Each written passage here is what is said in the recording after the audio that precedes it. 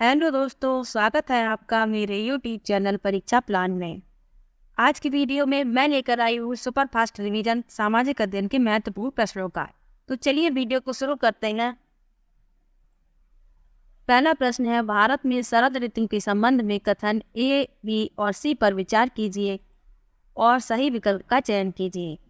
कथन ए में लिखा है, इस मौसम को दक्षिण पश्चिम मानसून के नाम से भी जाना जाता है। कथन बी में लिखा है, इस मौसम में पवन बंगाल की खाड़ी तथा अरब सागर से स्थल की ओर बहती है। कथन सी है, यह मौसम मानसून के आने तथा आगे बढ़ने का मौसम है। तो इसमें ए भी गलत है, बी भी गलत है, सी भी गलत है, तीनों असत्य हैं। तो इसलिए इसका चौथा विकल्प सही है। अगला प्रश्न है, निम्नलिखित में से कौन सी नदियां सुंदरबन डेल्टा का निर्माण करती हैं? तो कौन सी नदियां हैं जो सुंदरबन डेल्टा का निर्माण करती हैं? पहला विकल्प है गंगा एवं ब्रह्मपुत्र, दूसरा विकल्प है नर्मदा एवं ताप्ती, तीसरा विकल्प है महानदी एवं गोदावरी और चौथा विकल्प है कृष्णा एवं कावेरी। तो इस प्रश्न में पहला विकल्प सही है, गंगा एवं ब्रह्मपुत्र। अगला प्रश्न है, दिए गए लक्षणों ए और बी के आधार पर वायुमंडलीय परत की पहचान करें। अंतरिक्ष से प्रवेश करने वाले उल्कापिंड इस परत में आने पर जल जाते हैं। इस परत में बढ़ती ऊंचाई के साथ तापमान घटता है। पहला विकल्प है क्षोभ मंडल, दूसरा विकल्प है समताप मंडल, तीसरा विकल्प है मध्य मंडल और चौथा विकल्प है वायुमंडल। तो इस प्रश्न में तीसरा विकल्प सही है, मध्य मंडल। अगला प्रश्न है, आतपन का संबंध है। पहला विकल्प है वायु दाब के साथ, दूसरा विकल्प है मौसमी पवनों के साथ, तीसरा विकल्प है सूर्य ऊर्जा के साथ और चौथा विकल्प है वायुमंडल और उसमें होने वाली गैसों के साथ। तो इस प्रश्न में तीसरा विकल्प सही है, सूर्य ऊर्जा के साथ। अगला प्रश्न है, उचित विकल्पों के साथ निम्नलिखित का मिलान कीजिए। मिलान करना है इसमें, तो इसमें शंकुधारी वन इसका होगा तीसरा, बी का होगा चौथा, सी का होगा दूसरा और डी का होगा पहला। तो ए का तीसरा, बी का चौथा, सी का दूसरा और डी का पहला, इसका दूसरा विकल्प सही है। अगला प्रश्न है, दिए गए कथनों पर ध्यान दें और उचित विकल्प का चयन करें। पहला विकल्प कथन है, सहारा रेगिस्तान एक समय में पूर्णतया हरा भरा मैदान था। दूसरा कथन है, सहारा की गुफाओं से प्राप्त चित्र नदियां, मगर, हाथी, शेर, पशु तथा बकरियां दर्शाते हैं। तो इसमें कथन ए भी सही है, कथन बी भी सही है, दोनों सही हैं। तो इसलिए इसका तीसरा विकल्प सही है, ए और बी दोनों सही हैं। अगला प्रश्न है, डॉल्फिन के बारे में दिए गए ए, बी, सी कथनों पर विचार कीजिए और सही विकल्प का चयन कीजिए। गंगा और ब्रह्मपुत्र नदी के अलवड़ जल में डॉल्फिन पाई जाती है। दूसरा कथन लिखा है, डॉल्फिन अभयारण्य बिहार राज्य में स्थित है, बिहार राज्य में अवस्थित है। तीसरा कथन लिखा है, डॉल्फिन की उपस्थिति से जल की शुद्धता का पता चलता है। तो इसमें ए भी सही है, बी भी सही है, सी भी सही है, तीनों सही है। इसलिए इसका पहला विकल्प सही है, ए, बी, सी तीनों सही है। अगला प्रश्न है, बायोगैस अनिवार्य रूप से निम्न में से किनका मिश्रण है? पहला विकल्प है मीथेन और कार्बन डाइऑक्साइड, दूसरा है मीथेन और नाइट्रोजन, तीसरा है मीथेन और हाइड्रोजन और चौथा है मीथेन और हीलियम। तो जो बायोगैस है वो मीथेन और कार्बन डाइऑक्साइड का मिश्रण है। पहला विकल्प इसका सही है। अगला प्रश्न है, संसाधन के बारे में कथन ए और बी पर विचार करें और सही उत्तर का चयन करें। सभी संसाधनों का आर्थिक मूल्य होता है। समय और प्रौद्योगिकी दो महत्वपूर्ण कारक हैं जो पदार्थों को संसाधन में परिवर्तित कर सकते हैं।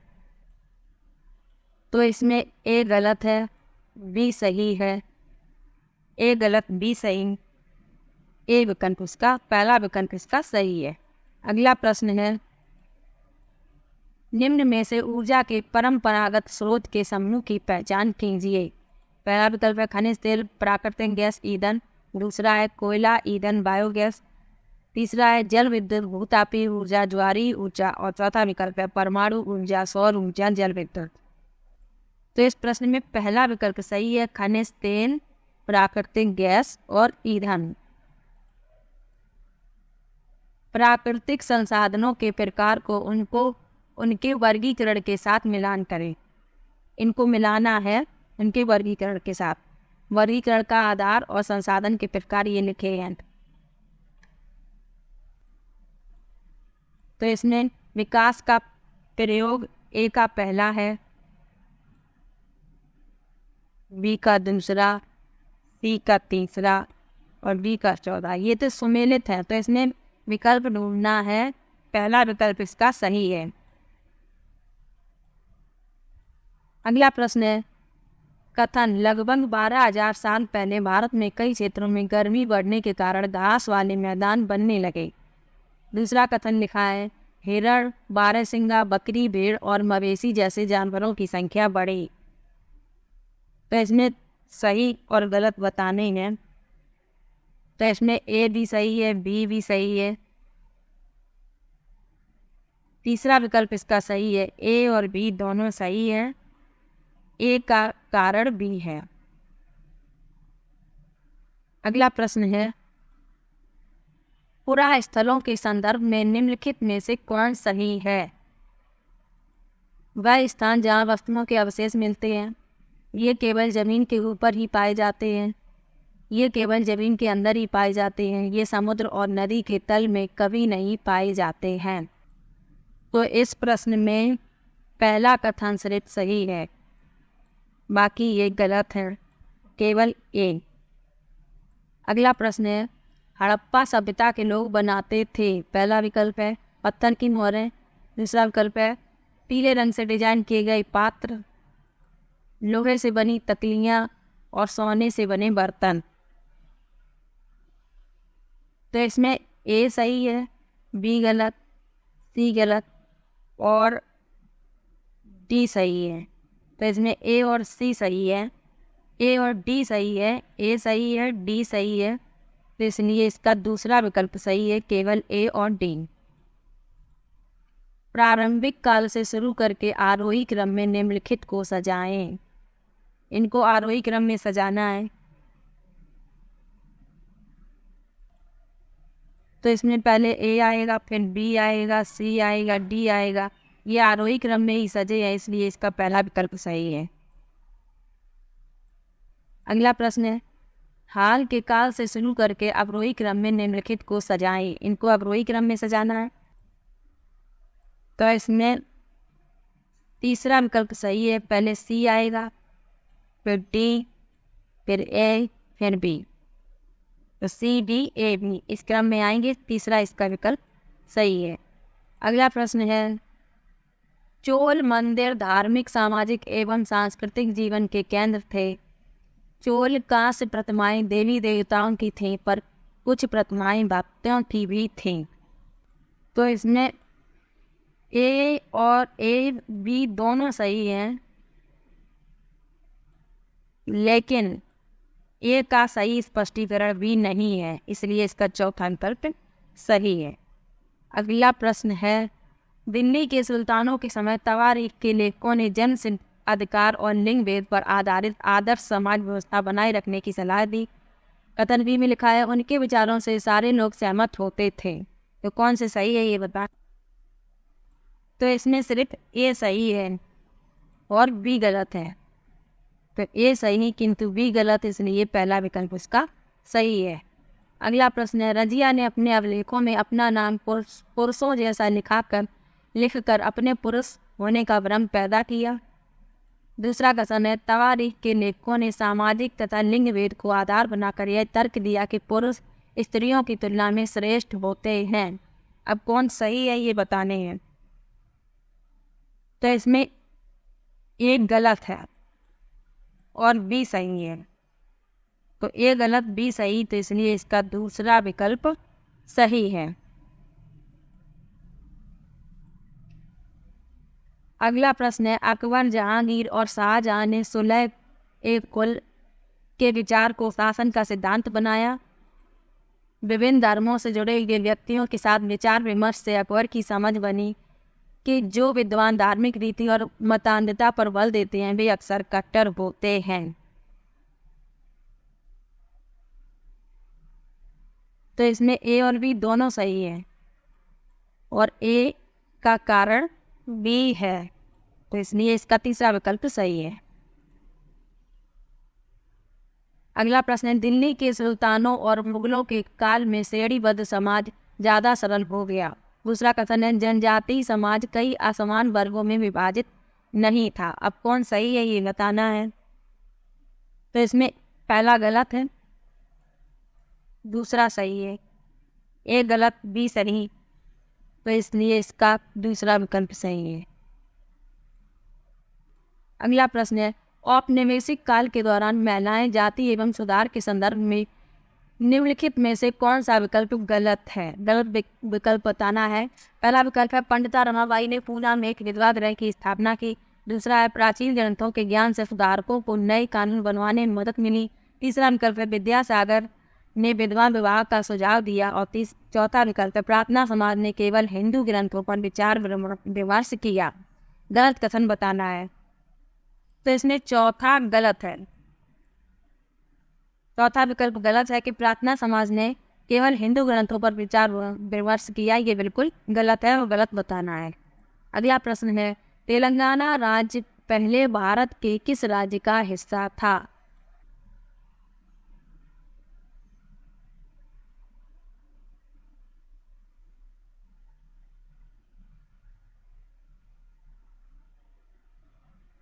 तेलंगाना राज्य पहले भारत के किस राज्य का हिस्सा था। पहला विकल्प है मध्य प्रदेश, दूसरा है कर्नाटक, तीसरा है महाराष्ट्र और चौथा है आंध्र प्रदेश।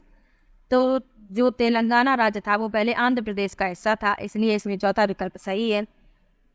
2 जून 2014 को तेलंगाना आंध्र प्रदेश से अलग हो गया और नए राज्य के रूप में गठित हो गया। अगला प्रश्न है, निम्नलिखित कथनों पर ध्यान दें और लोकतंत्र में संचार की माध्यम की सही भूमिका का चयन करें। इसे समाचार के निम्नलिखित कथनों पर ध्यान दें और लोकतंत्र में संचार माध्यम की सही भूमिका का चयन करें। पहला कथन है, इसे सब समाचार के माध्यम से नागरिकों को सूचना पहुंचानी चाहिए। दूसरा कथन है, इसे विज्ञापक के दृष्टिकोण को समाचार कार्यक्रमों के माध्यम से देनी चाहिए। तीसरा कथन है, इसे हर दृष्टिकोण की चर्चा करनी चाहिए। तो इसमें कौन सी कथन सही है ये बताने हैं। तो इसमें पहला कथन सही है, दूसरा गलत है, तीसरा सही। तो ए और सी सही है, इसलिए इसका तीसरा विकल्प सही है। अगला प्रश्न है, दिए गए लक्षणों ए और बी के आधार पर महाद्वीप की पहचान करें। पहला कथन है, यह विश्व का सबसे छोटा महाद्वीप है जो पूरी तरह से दक्षिणी गोलार्ध में स्थित है। इसे द्वीपीय महाद्वीप भी कहा जाता है। पहला विकल्प है अंटार्कटिका, दूसरा है ऑस्ट्रेलिया, तीसरा है दक्षिण अमेरिका और चौथा है अफ्रीका। तो इस प्रश्न में दूसरा विकल्प सही है, ऑस्ट्रेलिया। ये सबसे छोटा महाद्वीप है और सबसे बड़ा महाद्वीप कौन सा है, एशिया महाद्वीप। अगला प्रश्न है, सौर मंडल में हम जैसे जैसे सूर्य से दूर जाते हैं। पहला विकल्प लिखा है, ग्रहों द्वारा सूर्य की चारों ओर एक परिक्रमण करने की अवधि बढ़ती जाती है। दूसरा है, ग्रहों द्वारा सूर्य की चारों ओर एक परिक्रमण करने की अवधि घटती जाती है। तीसरा है, ग्रहों का आकार क्रमशः घटता जाता है। और चौथा है, सूर्य के बहुत नज़दीक के ग्रह गैस और तरल पदार्थों से बने होते हैं और सूर्य से बहुत दूर स्थित ग्रह चट्टानों से बने होते हैं। तो इस प्रश्न में पहला विकल्प सही है, जैसे जैसे सूर्य से दूर जाएंगे ग्रहों द्वारा सूर्य के चारों ओर परिक्रमण करने की अवधि बढ़ती जाती है। अगला प्रश्न है, कल्पना करें यदि पृथ्वी अपने कच्ची समतल की ओर नहीं झुकी होती तो। पहला कथन लिखा है, प्रदीप्त वृत्त और देशांतर रेखाएं एक दूसरे से मिल जाती। दूसरा है, प्रदीप्त वृत्त और अक्षांशीय रेखाएं एक दूसरे से मिल जाती। तीसरा लिखा है, किसी क्षेत्र विशेष में कोई मौसमी परिवर्तन नहीं होता। और चौथे कथन में लिखा है, किसी क्षेत्र विशेष में ज़्यादा मौसमी परिवर्तन होता है। तो इसमें ए सही है और सी सही है। ए और सी सही है, पहला विकल्प इसका सही है। अगला प्रश्न है, भारत में ग्राम पंचायत कितने वर्षों के कार्यकाल के लिए चुना जाता है? मतलब ग्राम पंचायत का कार्यकाल कितना होता है, कितने वर्ष के लिए होती है? तो पहला विकल्प है 5, दूसरा है 6, तीसरा विकल्प है 4 और चौथा विकल्प है 3। तो इस प्रश्न में पहला विकल्प सही है, 5 वर्ष। अगला प्रश्न है, पुलिस थाने के प्रभारी का पद नाम क्या है? पहला विकल्प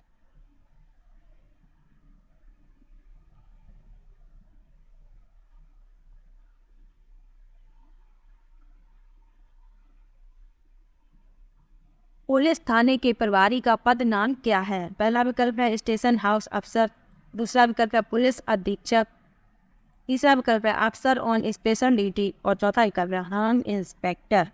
तो इस प्रश्न में पहला विकल्प सही है, स्टेशन हाउस अफसर।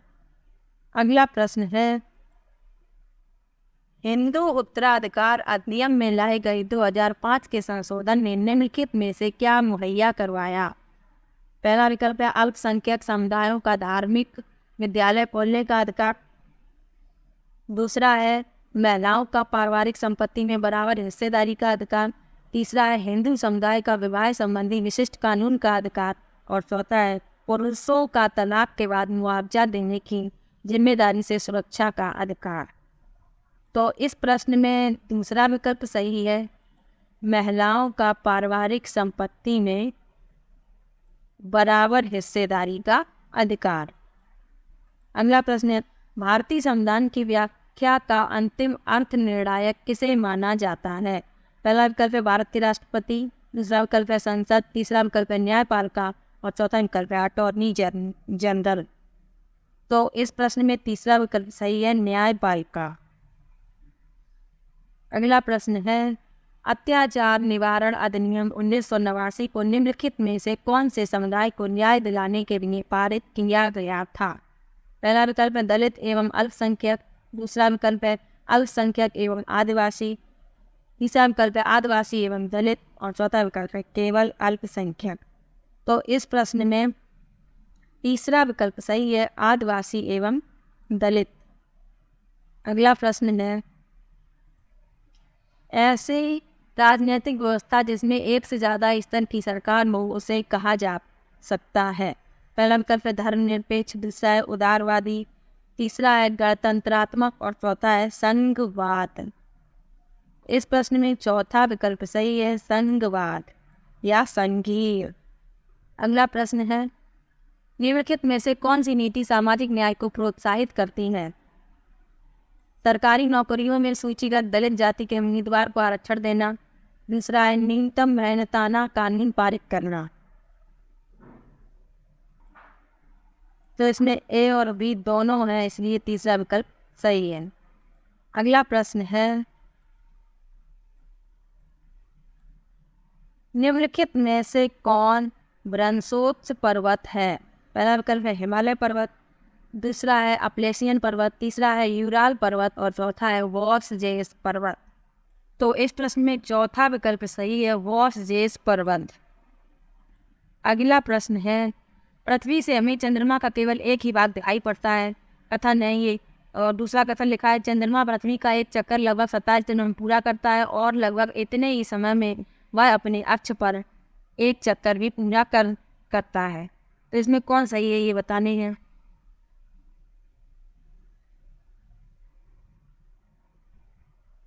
तो इसमें ए और बी दोनों सही हैं।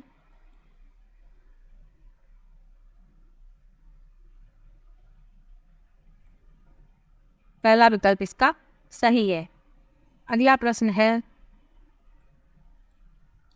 कायांतरित सेल के बारे में दिए गए ए बी सी कथनों पर विचार कीजिए और सही विकल्प का चयन कीजिए। कथन ए लिखा है आग्नेय और अवसादी सेल उच्च ताप और दाब के प्रभाव में कायांतरित सेलों में परिवर्तित हो जाती है। कथन बी लिखा है कायांतरित सेल उच्च ताप और दाब के प्रभाव में पिघल कर द्रवित मैग्मा बनाते हैं। और कथन सी लिखा है संगमरमर एक कायांतरित सेल है। तो कौन से सही है ये बताने हैं। तो इसमें ए भी सही है, बी भी सही है, सी भी सही है, इसलिए तीनों सही है। तीसरा विकल्प इसका सही है। अगला प्रश्न है, अंतरिक्ष में प्रवेश करने वाले उल्का पिंड वायुमंडल के किस परत में आने पर जल जाते हैं। पहला विकल्प है मध्यमंडल, दूसरा है वायुमंडल, तीसरा है वायुमंडल और चौथा है समताप मंडल। कई बार ये प्रश्न पूछा गया है। पहला विकल्प इसका सही है, मध्यमंडल। अगला प्रश्न है, ऋतु प्रवाह जुड़ा हुआ है। पहला विकल्प है लोगों के आवागमन से, दूसरा विकल्प है घरों की आसपास बसावट से, तीसरा विकल्प है एक छोटे घर के पौधे रखने का कृत्रिम अहाता से और चौथा विकल्प है ऐसे स्थान जहां बस्तियां विकसित होती हैं। तो इसमें पहला विकल्प सही है, लोगों के आवागमन से। अगला प्रश्न है, स्थायी भवनों के संबंध में कथन ए और बी पर विचार कीजिए और सही विकल्प का चयन कीजिए। कथन ए लिखा है ये भवनें वर्ष भर लगातार निश्चित दिशा में चलती रहती हैं और कथन बी लिखा है पश्चिम एवं पूर्वी भवनें इनके उदाहरण हैं। तो कौन से सही है, कौन से कथन सही है ये बताने हैं। तो इसमें ए और बी दोनों सही है, ए भी सही है, बी भी सही है, तीसरा विकल्प इसका सही है, ए और बी दोनों सही है। अगला प्रश्न है, ब्राजील के कंपोस्ट और वेनेजुएला के लानोस उदाहरण हैं। पहला विकल्प है शीतोष्ण कटिबंधीय घास स्थल के, दूसरा है टुंड्रा प्रकार की वनस्पति के, तीसरा है उष्ण कटिबंधीय घास स्थल के और चौथा है भूमध्य सागरीय वनस्पति के। तो इस प्रश्न में तीसरा विकल्प सही है, उष्ण कटिबंधीय घास स्थल के। अगला प्रश्न है, जलवायु के संबंध में कथन ए और बी पर विचार कीजिए और सही विकल्प का चयन कीजिए। पहला कथन है जलवायु वायुमंडल में दिन प्रतिदिन होने वाला परिवर्तन है। दूसरा कथन है किसी स्थान की जलवायु सिर्फ उसकी ऊंचाई तथा उच्चावच पर निर्भर करती है। तो इसमें ना ए सही है ना बी सही है, दोनों ही गलत हैं, इसलिए इसका चौथा विकल्प सही है, ए और बी दोनों गलत हैं। अगला प्रश्न है, दिए गए लक्षणों ए और बी के आधार पर ऊर्जा स्रोत की पहचान करें। यह एक परंपरागत ऊर्जा का स्रोत है। यह ऊर्जा स्रोत तब निर्मुक्त होती है जब अपरिष्कृत तेल को धरातल पर लाया जाता है। तो ये बताना है कौन सा ऊर्जा का स्रोत है।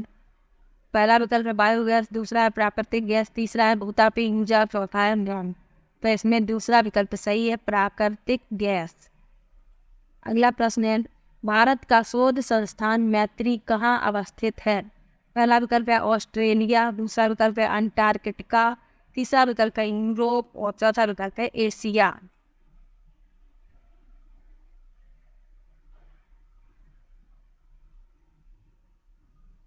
भारत का शोध संस्थान मैत्री कहाँ अवस्थित है। पहला विकल्प है ऑस्ट्रेलिया, दूसरा विकल्प है अंटार्कटिका, तीसरा विकल्प है यूरोप और चौथा विकल्प है एशिया। तो इस प्रश्न में दूसरा विकल्प सही है, अंटार्कटिका। 2 शोध संस्थान और हैं वहाँ पर, एक दक्षिण गंगोत्री और भारती। जो 3 शोध संस्थान हैं अंटार्कटिका में, दक्षिण गंगोत्री, मैत्री और भारती। अगला प्रश्न है, निम्नलिखित में से कौन सा कथन खनिज के संदर्भ में सही नहीं है। पहला विकल्प है ये प्राकृतिक रूप से प्राप्त होने वाले पदार्थ हैं, दूसरा है इनका एक निश्चित रासायनिक संगठन होता है, तीसरा है ये विभिन्न प्रकार के भूवैज्ञानिक प्रवेश में निर्मित होते हैं और चौथा है सभी खनिज अधात्विक होते हैं। तो सही नहीं है बताना है, मतलब गलत बताना है, तो चौथा विकल्प इसका उत्तर होगा। अगला प्रश्न है, निम्नलिखित का मिलान कीजिए, इनका मिलान करना है। तो नर्मदा घाटी, आखेट एवं संग्रहण, वज्जी, आरंभिक गणतंत्र, सी का 5वां होगा, डी का 3रा और ई का 4था और ए का 2रा है और बी का 1ला है। और इसमें ए का 2रा, बी का 1ला, सी का 5वां, तो तीसरा विकल्प इसका सही है। अगला प्रश्न है, नीचे 2 कथन ए और बी भारतीय इतिहास की तिथियों और काल के समसामयिक वाद विवादों के संदर्भ में दिए गए हैं। हिंदू मुस्लिम ब्रिटिश जैसी कालावधि उपयुक्त है क्योंकि शासकों का धर्म ही एकमात्र महत्वपूर्ण ऐतिहासिक परिवर्तन रहा। दूसरा कथन है लंबी समयावधि में घटित होने वाली ऐतिहासिक प्रक्रियाओं को निश्चित तिथियों और काल विभाजनों के अंतर्गत लाना समस्यात्मक है। तो इसमें ए गलत है और बी सही है। विकल्प देखते हैं। ए गलत किंतु बी सही, चौथा विकल्प इसका सही। अगला प्रश्न है नीचे दो कथन 19वीं शताब्दी में नई लोकप्रिय भारतीय कला के संदर्भ में है। कथन ए है कई चित्रों में अपने आसपास के बदलावों का उपहास किया गया। अंग्रेजी भाषी लोगों के नए शौकों का मजाक तथा औरतों को घर से बाहर न निकलने की सलाह दी गई। दूसरे कथन में लिखा है राष्ट्रवादी विचारों को व्यक्त करने और लोगों को ब्रिटिश शासन के खिलाफ उद्वेलित करने के लिए छवियों का इस्तेमाल किया जाता था। तो इसने बताना है कौन सही है। तो इसमें ए और बी दोनों सही हैं, लेकिन ए की व्याख्या भी नहीं।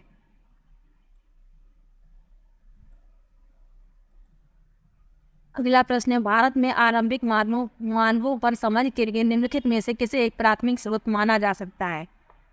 पहला विकल्प है कांगड़ा शैली की चित्रकला, दूसरा है गिरनार का शैल अभिलेख, तीसरा है पाठशालानामा चित्रकला और चौथा है मध्य प्रदेश की शैल चित्रकला। तो इसमें चौथा विकल्प सही है, मध्य प्रदेश की शैल चित्रकला।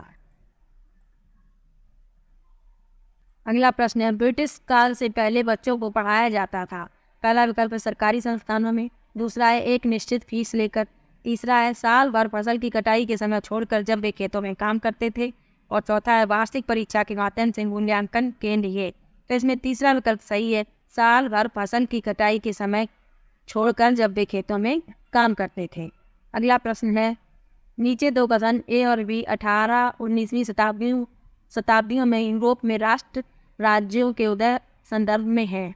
कथन ए में लिखा है 18वीं शताब्दी तक यूरोप के लोग स्वयं को राष्ट्र राज्य के रूप में देखते थे। दूसरे में लिखा है प्रारंभिक 19वीं शताब्दी में लोगों को यह बोध कराया गया कि प्रत्येक भाषी समुदाय एक अलग राष्ट्र था। तो इसमें ए गलत है और बी सही है। ए गलत बी सही, इसलिए चौथा विकल्प इसका सही है। अगला प्रश्न है BCE का तात्पर्य है। तो BCE का तात्पर्य है बिफोर कॉमन एरा।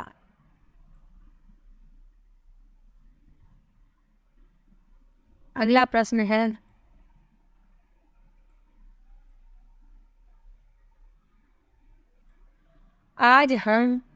हम यह आज कैसे जानते हैं कि पूरा पाषाण युग में भारत में शुतुरमुर्ग होते थे। पहला विकल्प है उस समय की कृतियों में इन पक्षियों का विविध लेख हमें मिलता है। दूसरा है महाराष्ट्र के पटने पुरा स्थल से शुतुरमुर्ग के अंडों के अवशेष मिले। तीसरा है शुतुरमुर्ग पर मौखिक स्मृतियां हमारे पास दिल्ली के राष्ट्रीय संग्रहालय में अभिलेखित हैं और चौथा है विदेशी यात्रियों के वृत्तांतों में इनका वर्णन है। तो इसमें दूसरा विकल्प सही है, महाराष्ट्र के पटनेपुरा स्थल से शुतुरमुर्ग के अंडों के अवशेष मिले हैं। अगला प्रश्न है हड़प्पा सभ्यता का पतन कैसे हुआ। ऐसा लगता है कि शासकों का नियंत्रण समाप्त हो गया, जंगलों का विनाश हो गया, सभ्यता के पूरे क्षेत्र में बाढ़ आ गई, संभवतः नदियां सूख गईं। तो इसमें ए भी सही है, बी सही है और डी सही है। ए बी डी सही है, इसलिए इसका दूसरा विकल्प इसका सही है। अगला प्रश्न है महायान बौद्ध धर्म के अंतर्गत पहला विकल्प है मूर्तियों में बुद्ध की उपस्थिति सिर्फ कुछ संकेतों के माध्यम से दर्शाई जाती थी। दूसरा है बुद्ध की प्रतिमाएं बनाई जाने लगी। तीसरा है बौद्ध सत्वों को नहीं स्वीकारा गया क्योंकि उन्हें अभी भी ज्ञान प्राप्ति करना बाकी था। और चौथा विकल्प है मूर्तिकला के केंद्रों के रूप में मथुरा एवं तक्षशिला का पतन हुआ।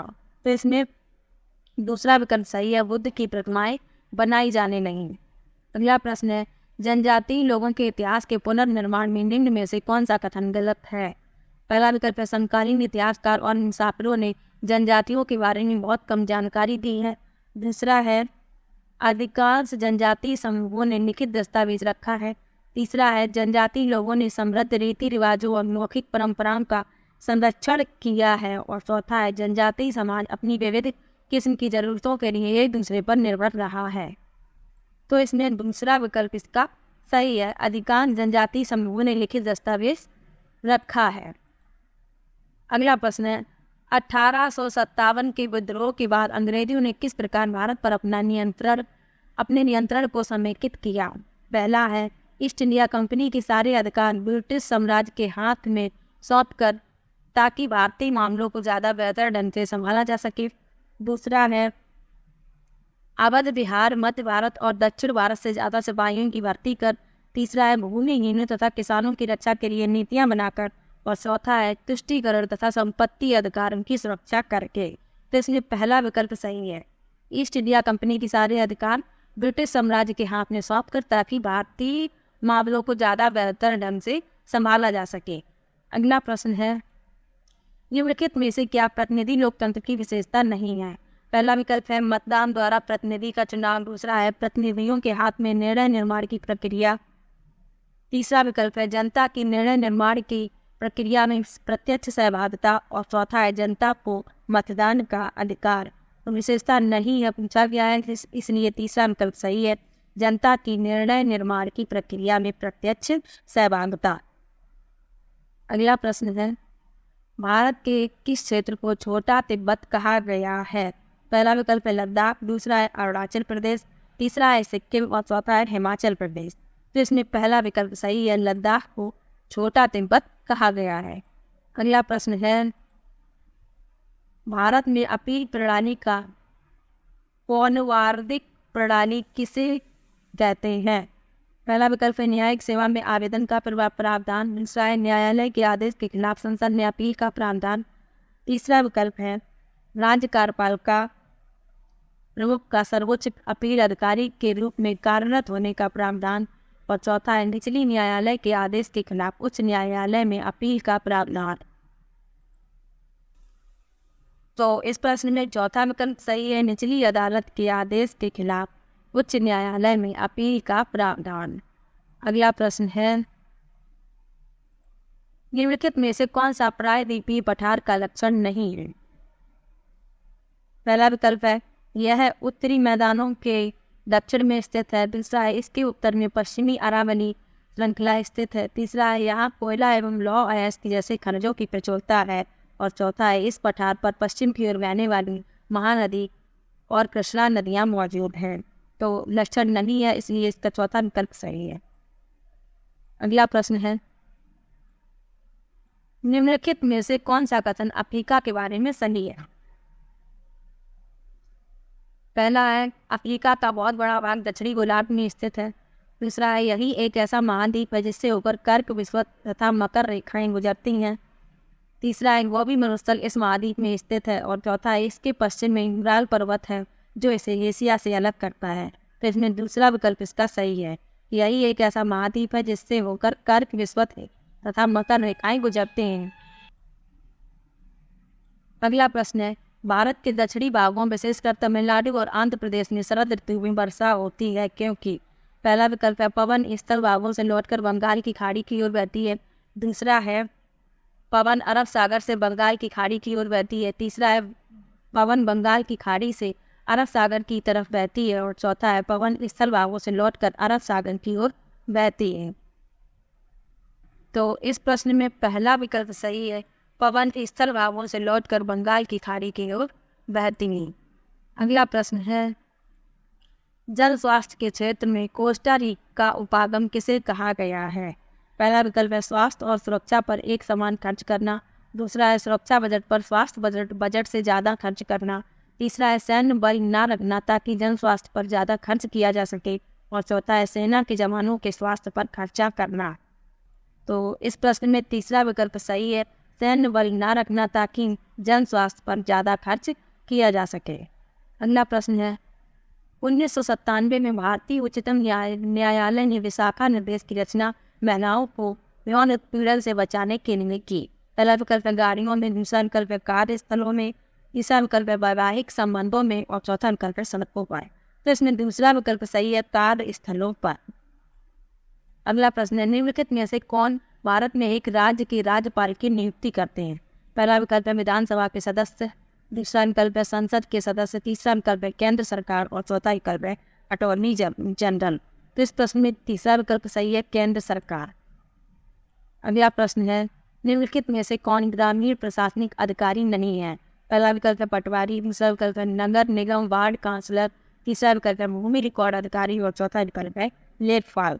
तो अधिकारी नहीं पूछा गया है, इसलिए इसका दूसरा विकल्प सही है, नगर निगम वार्ड काउंसलर। अगला प्रश्न है, भारतीय उच्चतम न्यायालय द्वारा दिए गए डीके वासु निर्देश क्या हैं?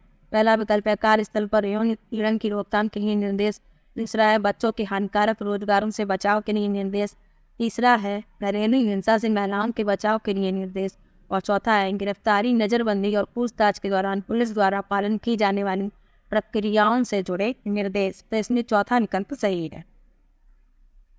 अगला प्रश्न है, वन अधिकार कानून 2006 अपने शीर्षक में कौन सी श्रेणी के अधिकारों को स्वीकारता है?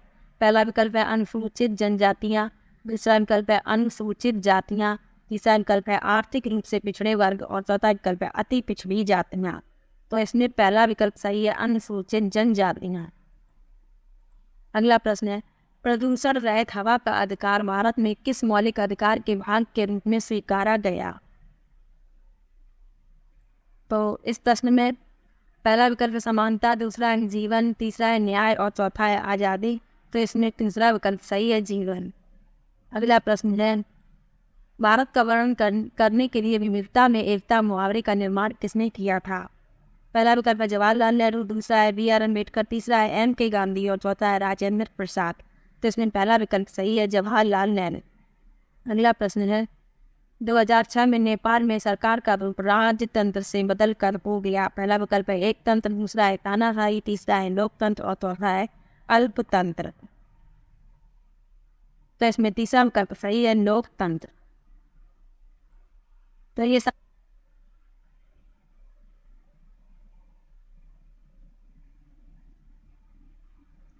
ये सामाजिक अध्ययन के महत्वपूर्ण प्रश्नों का सफल फास्ट रिवीजन था। वीडियो कैसा लगा कमेंट बॉक्स में जरूर बताइएगा। वीडियो को लाइक और चैनल को सब्सक्राइब करना मत भूलिएगा। Thank you.